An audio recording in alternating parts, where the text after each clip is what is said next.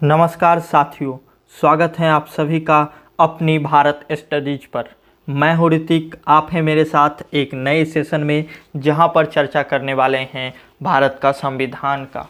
भारत के संपूर्ण संविधान की हम चर्चा कर रहे हैं, जहां पे हम अनुच्छेद 1 से लेकर 395 एक एक अनुच्छेदों को अच्छे से समझेंगे और उसका अध्ययन करेंगे और कर रहे हैं। इस कड़ी में आज हम आप लोगों के साथ मौलिक अधिकार के जो भाग 3 का अध्ययन कर रहे थे, उसी में आज हम आगे का अध्ययन करेंगे। आप सभी को पता है कि अनुच्छेद 29 तक हमने अध्ययन कर लिया था। आज हम अनुच्छेद 30 का अध्ययन करेंगे। इससे पहले अगर आपने इस चैनल को सब्सक्राइब नहीं किया है तो सब्सक्राइब कर ले, अपने यार दोस्तों के साथ इसे शेयर निश्चित रूप से करें। जितना ज़्यादा हो सके सोशल मीडिया प्लेटफॉर्म पे जो भी आपके पास हो वहाँ इस वीडियो का लिंक डाल दिया कीजिए, जिससे उन लोगों तक भी यह वीडियो पहुँच सके। और आप इस चैनल को सब्सक्राइब कर दें, वीडियो को लाइक कर दें। और अगर आप अब तक आपने इनसे पहले के क्लास नहीं देखे हैं तो निश्चित रूप से वे क्लास भी देख लें, आपको निश्चित रूप से फ़ायदा मिलेगा और समझने में आपको आसानी होगी। हम अनुच्छेद 29 तक पढ़ चुके हैं। आज हम पढ़ने वाले हैं अनुच्छेद 30। इससे पहले मैं आपको बता दूं कि ये क्लास सभी एग्ज़ाम के लिए है, उन सभी एग्ज़ामों के लिए है जिसमें संविधान से संबंधित क्वेश्चन आते हैं, जिसमें गवर्नमेंट से संबंधित क्वेश्चन आते हैं।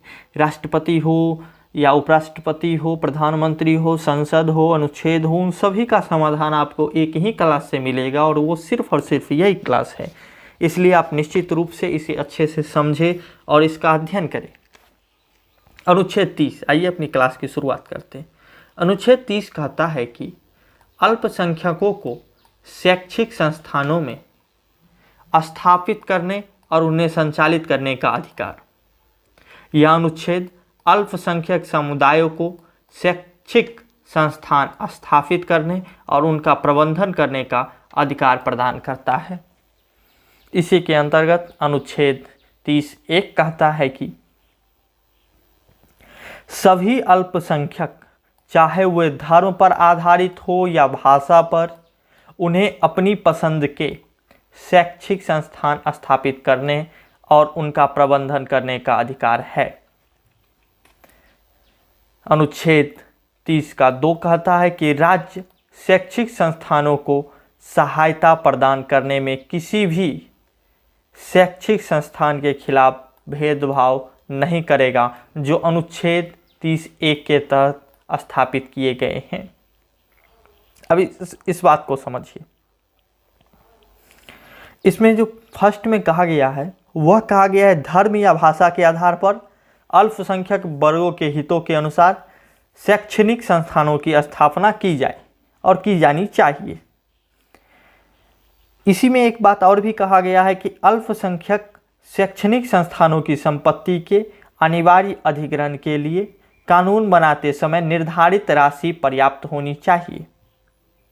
और इसका जो सेकंड है उसमें कहा गया है कि राज्य किसी भी धर्म या भाषा के आधार पर किसी अल्पसंख्यक वर्ग के प्रबंधन के आधार पर शैक्षणिक संस्थानों को सहायता देने में भेदभाव नहीं करेगा, जैसा कि अनुच्छेद 30 का फर्स्ट में कहा गया है।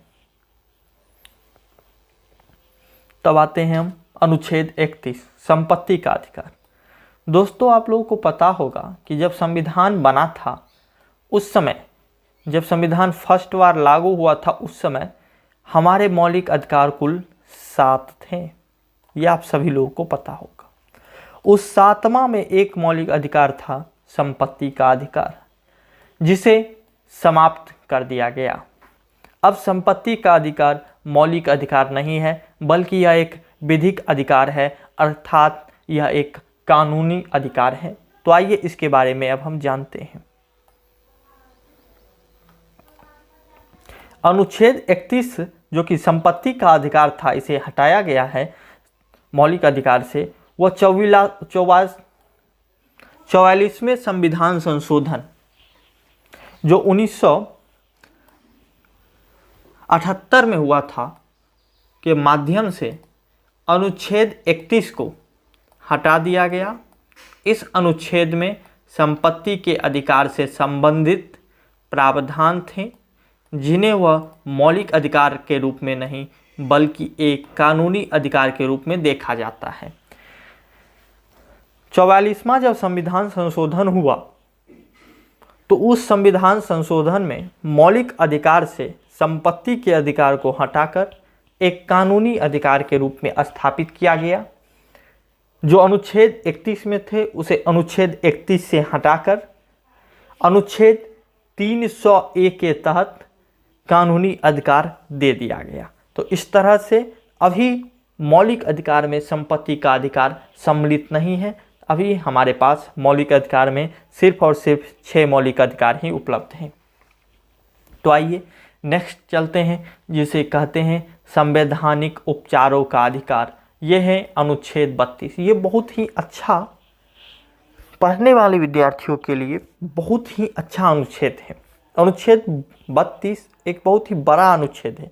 इसे आसानी से आप लोग सब समझिए और इससे संबंधित एक एक बातों को नोट भी करते जाएं, जिससे आपको आने वाले वक्त में एग्ज़ाम की तैयारी में रिवीजन के वक्त में आपको बहुत ही आसानी होगी। इसका PDF आपको मिलेगा, निश्चित रूप से मिलेगा। उसके लिए आप वीडियो के डिस्क्रिप्शन बॉक्स में जाइए, वहाँ पे लिंक होगा टेलीग्राम का, भारत स्टडीज का, उस पर क्लिक कीजिए और उस चैनल को ज्वाइन कीजिए। टेलीग्राम पे आपको इसका PDF मिल जाएगा क्लास ख़त्म होने के बाद। तो आइए अनुच्छेद 32 पढ़ते हैं। अनुच्छेद 32 कहता है कि मौलिक अधिकारों के प्रवर्तन के लिए संवैधानिक उपचार का अधिकार है। इसका मतलब हुआ कि भारतीय संविधान का मूल संरचना माना गया है किसको? तो अनुच्छेद 32 को। अनुच्छेद 32 को भारतीय संविधान का मूल संरचना माना गया है, जो मौलिक अधिकारों के प्रवर्तन के लिए संवैधानिक उपचार का अधिकार प्रदान करता है। देखिए, इस अनुच्छेद द्वारा नागरिकों को दिए गए संवैधानिक उपचारों के अधिकार का प्रयोग करा के वे न्यायपालिका की सहायता से मौलिक अधिकार की रक्षा कर सकते हैं। यह अनुच्छेद 32 कहता है। इसको जरा साफ कर ले, 1 मिनट। हाँ,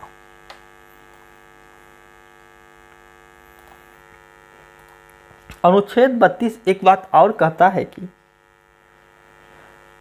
जो संवैधानिक उपचारों का अधिकार था अनुच्छेद 32, उसको डॉक्टर V.R. अम्बेडकर ने संविधान की आत्मा और हृदय कहा है।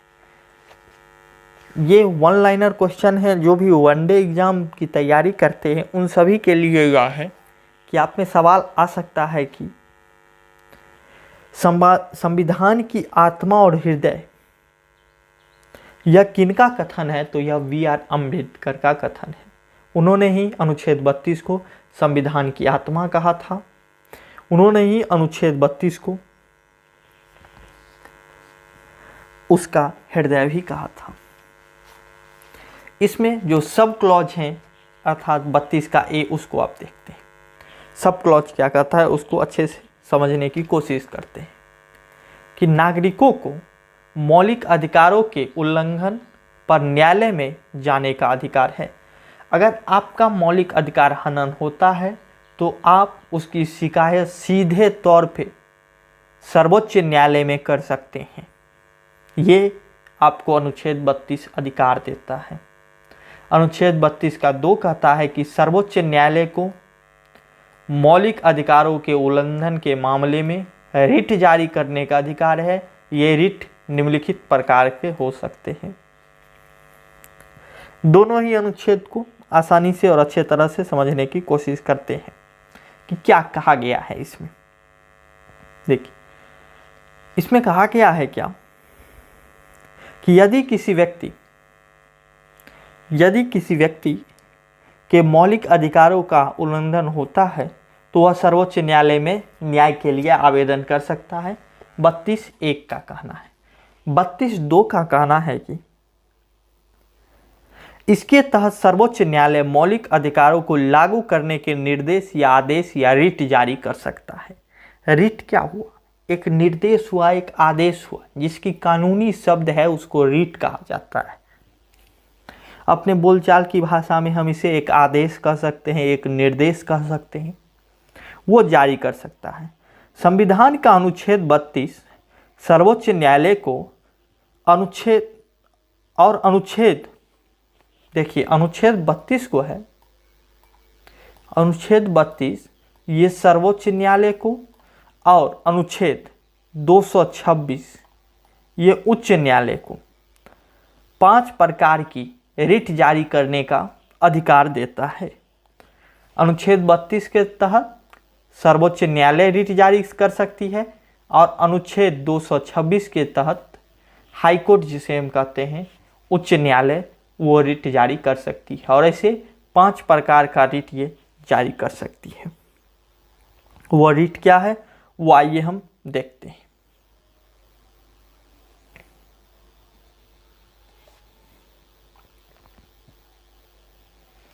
फर्स्ट है हर्बस कॉर्पस। इसका मतलब हुआ कि व्यक्ति को न्यायालय में प्रस्तुत करने का आदेश। सेकेंड है वह है मेंडामस। मेंडामस क्या होता है कि किसी सरकारी अधिकारी को अपने वैधानिक कर्तव्यों का पालन करने का आदेश। एक मिनट जरा इसको साफ कर ले,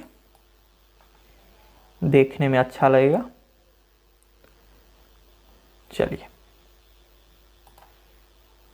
अब आते हैं।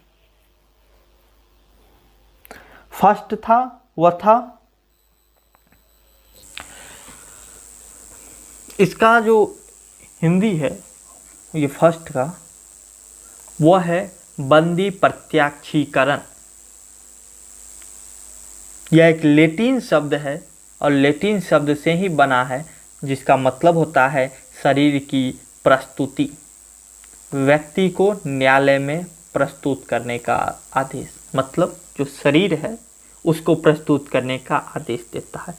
यह एक लैटिन शब्द है जिसका रूपांतरण हिंदी में किया गया है। इसमें होता क्या है कि किसी ऐसे व्यक्ति या प्राधिकारी के विरुद्ध जारी किया जाता है जिसने किसी व्यक्ति को अवैध रूप से हिरासत में लिया है। इसका उद्देश्य होता है कि हिरासत में लिए गए व्यक्ति की जांच करना। अदालत द्वारा दंडित या नजरबंद किए गए व्यक्ति के खिलाफ इसे जारी नहीं किया जा सकता। इस रिट पर विचार के समय हिरासत में लिए गए व्यक्ति को अदालत के समक्ष उपस्थित होना अनिवार्य नहीं है। ये भी फर्स्ट का अधिकार है। सेकेंड आते हैं। सेकेंड कहता है कि मंडामस अर्थात परमादेश। किसी सरकारी अधिकारी को अपने वैधानिक कर्तव्यों का पालन करने का आदेश। एक आदेश उस अधिकारी को दिया जाता है जो सार्वजनिक कर्तव्यों का पालन करने में लापरवाही करता है। यह रिट राष्ट्रपति अथवा राज्यपाल के विरुद्ध जारी नहीं किया जा सकता है। आप ऐसे नहीं कह सकते हैं कि हम राष्ट्रपति के विरुद्ध रिट जारी करते हैं कि उन्होंने अपना जो संवैधानिक दायित्व था, वैधानिक कर्तव्य था, उसका निर्वहन नहीं किया, तो ये रिट राष्ट्रपति और राज्यपाल पे लागू नहीं होता है। जो थर्ड है उसको देखते हैं। थर्ड है प्रोहिबिशन। इसको अब देखते हैं। इसका जो हिंदी है वो होता है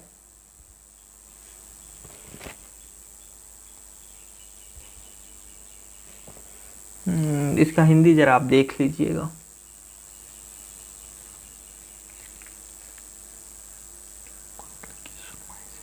इसमें कहा गया है कि न्यायालय को अपने अधिकार क्षेत्र के बाहर के मामले की सुनवाई से रोकने का आदेश।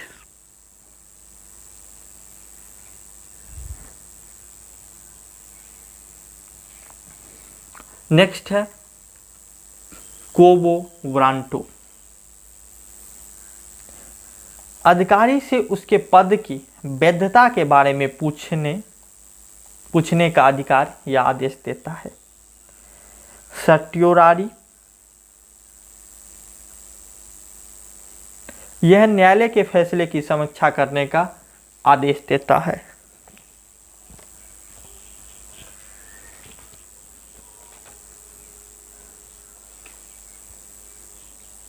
इस तरह के 5 रिट जारी किए जा सकते हैं और जारी किए जाते हैं। नेक्स्ट, संसद मौलिक अधिकारों के प्रवर्तन के लिए अन्य न्यायालयों में भी यह शक्ति दे सकता है। देखिए, अभी 2 हैं, 226 के तहत उच्च न्यायालय और 32 के तहत सर्वोच्च न्यायालय। 2 न्यायालयों को यह अधिकार प्राप्त है, लेकिन अगर संसद चाहे तो इसे जिला न्यायालय को भी यह अधिकार दे सकता है और वो इसका इस्तेमाल कर सकते हैं। ये अनुच्छेद 32 का 3 कहता है। अनुच्छेद 32 का 4 क्या कहता है उसके बारे में जानते हैं। अनुच्छेद 32 का 4 कहता है कि संसद के पास इस अनुच्छेद को निलंबित करने का अधिकार नहीं है जब तक कि संविधान में विशेष रूप से इसके लिए प्रावधान न हो। देखिए, अगर संसद चाहे कि हमें अनुच्छेद 32 को डिलीट करना है अर्थात समाप्त करना है, तो ये अधिकार संसद को नहीं दिया गया है। तब तक नहीं दिया गया है जब तक कि इसके लिए संविधान में विशेष प्रबंधन नहीं किया जाए, और विशेष प्रबंधन संविधान में करना इतना आसान नहीं होता है। उसके लिए दोनों सदनों का जो 2/3 समर्थन चाहिए, राज्यों का समर्थन चाहिए, जो सबसे कठिन प्रोसेस होता है संविधान संशोधन में, उसके अंतर्गत अनुच्छेद 32 को रखा गया है अगर इसमें संशोधन करना है तो अब हम अनुच्छेद 33 के बारे में जानते हैं। अनुच्छेद 33 कहता है कि सशस्त्र बलों में मौलिक अधिकार पर प्रतिबंध लगाने की शक्ति। 1 मिनट,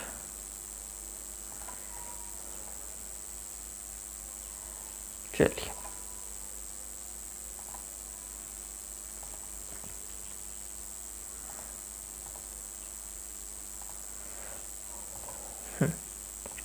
अनुच्छेद 33 सशस्त्र बलों में मौलिक अधिकारों पर प्रतिबंध लगाने की शक्ति। क्या है यह अनुच्छेद संसद को यह अधिकार देता है कि वह सशस्त्र बल, पुलिस बल, खुफिया एजेंसी और इसी तरह की अन्य सेवाओं के सदस्यों के मौलिक अधिकारों में उचित प्रतिबंध लगा सके ताकि इन सेवाओं के उचित कार्य के लिए अनुशासन बनाए रखा जा सके। देखिए, अनुच्छेद 33 बहुत ही अच्छा अनुच्छेद है। अगर आपको अपने देश की आंतरिक सुरक्षा बनाए रखना है, विदेशी सुरक्षा बनाए रखना है, युद्ध से बचाव करना है, तो अनुच्छेद 33 की अति आवश्यक है। मान लीजिए अगर अनुच्छेद 33 हमारे संविधान में नहीं होता तो क्या सब हो जाता।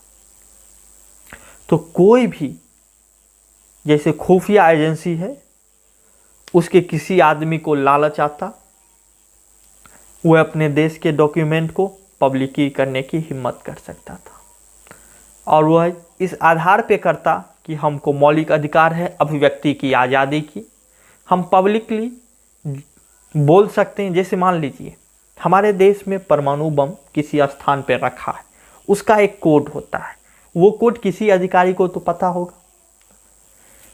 अब वो पब्लिकली उस कोड को ओपन कर दें कि हमें अभिव्यक्ति की आज़ादी प्राप्त है, हम ये बात बोल सकते हैं, हमको कोई नहीं रोक सकता है, क्योंकि संविधान ने हमें बोलने की आज़ादी दी है।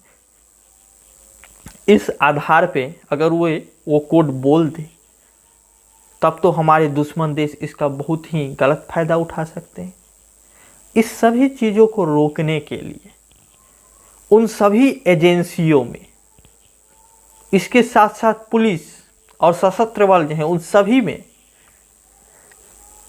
और उनके अंदर जो भी कर्मचारी काम करते हैं, जो भी अधिकारी काम करते हैं, उन सभी पे ये अनुच्छेद 33 अप्लाई होता है, और उन सभी के लिए मौलिक अधिकार की कुछ सीमाएं घटाई जाती है जिससे वे अपने सेवा में गद्दारी नहीं कर सकते। अब आते हैं अनुच्छेद 34। अनुच्छेद 34 कहता है कि मार्शल लॉ के संचालन के दौरान मौलिक अधिकारों पर प्रतिबंध लगाने की शक्ति। अनुच्छेद 34 के तहत संसद को यह अधिकार है कि वह किसी भी क्षेत्र में मार्शल लॉ के संचालन के दौरान मौलिक अधिकारों पर उचित प्रतिबंध लगाए। मार्शल लॉ के दौरान किए गए कार्यों के लिए किसी भी व्यक्ति के खिलाफ कार्रवाई की अनुमति नहीं दी जा सकती है। अनुच्छेद 34 कहता है कि अगर मार्शल लॉ लागू है तो वहां पे मौलिक अधिकार को प्रतिबंधित कर दिया जाएगा। साथ में यह भी कहता है कि यह अनुच्छेद संसद को किसी भी लोक सेवक या किसी अन्य व्यक्ति से उसके द्वारा किए गए किसी भी कार्य के लिए मुआवजा वसूलने का अधिकार देता है जहां मार्शल लॉ लागू होता है। संसद द्वारा बनाए गए मुआवजा कानून को किसी भी मौलिक अधिकार के उल्लंघन के आधार पर किसी भी अदालत में चुनौती नहीं दी सकती है। कहाँ पे? सिर्फ वहीं पे जहाँ पे मार्शल लॉ लगा हुआ है। और इसका जो उपयोग होता है वो युद्ध में, आक्रमण में या विद्रोह जब हो जाता है तब इसका उपयोग सामाजिक व्यवस्था को बनाए रखने के लिए किया जाता है। अब आते हैं हम अपने मौलिक अधिकार के लास्ट अनुच्छेद पे, अनुच्छेद 35। अनुच्छेद 35 क्या कहता है? अनुच्छेद 35 कहता है कि संसद की मौलिक अधिकारों से संबंधित कानून बनाने की विशेष शक्ति। यह सुनिश्चित करता है कि मौलिक अधिकार से संबंधित कुछ मामलों में कानून बनाने की शक्ति केवल संसद के पास होगी। इसमें शामिल है अनुच्छेद 16 का खंड 3 के तहत संसद द्वारा बनाए गए कानून जो कि सार्वजनिक रोजगार में निवास के आधार पर भेदभाव के संबंध में था। अनुच्छेद 32 के तहत मौलिक अधिकारों के प्रबंधन के लिए संसद द्वारा बनाए गए कानून, और अनुच्छेद 33 और 34 के तहत संसद द्वारा बनाए गए कानून जो सशस्त्र बलों और मार्शल लॉ के संचालन के दौरान मौलिक अधिकारों पर प्रतिबंध लगा सकते हैं। ये सभी अधिकार संसद को दिए गए हैं।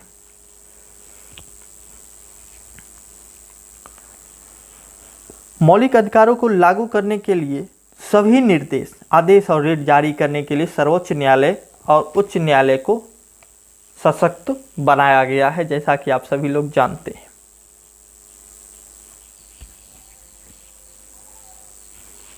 इस तरह से हमने मौलिक अधिकार से संबंधित सभी अनुच्छेद को समाप्त कर लिए हैं।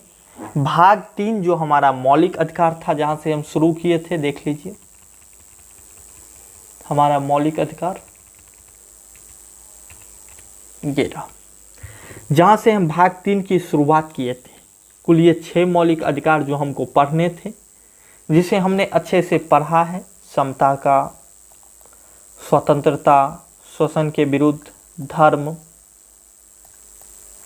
शिक्षा एवं संस्कृति और संवैधानिक उपचार। ये कुल 6 मौलिक अधिकार थे जो हमें पढ़ने थे। मौलिक अधिकार भाग 3 में फंडामेंटल राइट के अंतर्गत आते हैं। इनको हमने अच्छे तरह से अध्ययन कर लिए हैं। लगभग 2-3 क्लास मौलिक अधिकार के अध्ययन में लगा है। इसके बाद हम जो पढ़ने वाले हैं वो हैं भाग 4। अगले क्लास में हम भाग 4 की ओर बढ़ेंगे और उससे संबंधित सभी तथ्यों को अच्छे से समझते हुए आसान शब्दों में आपके बीच प्रस्तुत करेंगे। उम्मीद है आपको क्लास अच्छी लगी हो, तो निश्चित रूप से आप अपने चैनल को सब्सक्राइब कर दें, वीडियो को लाइक करें और जितना ज़्यादा हो सके इस वीडियो को शेयर करें, ताकि हमारा मनोबल बना रहे और हम आपके लिए ऐसे ही अच्छे और उत्तम कंटेंट आपके लिए उपलब्ध करा सके। तो इसी के साथ आप सभी का धन्यवाद। अपना ख्याल रखें।